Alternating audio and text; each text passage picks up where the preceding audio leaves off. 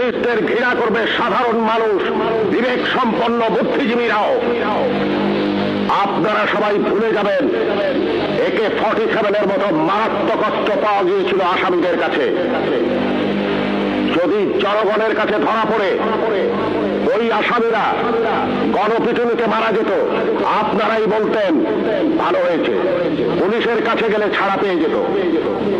একটা কথা মনে রাখবেন, পুলিশ কখনো আসামি ছাড়ে না। আসামি ছাড়ার অধিকার শুধুমাত্র বিচার বিভাগের।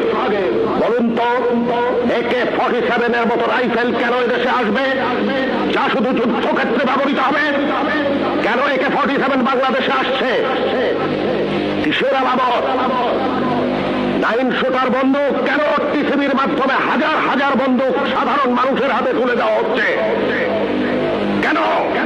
কে জবাব দেবে? এই 9 শুটার বন্দুক দিয়ে কি হচ্ছে?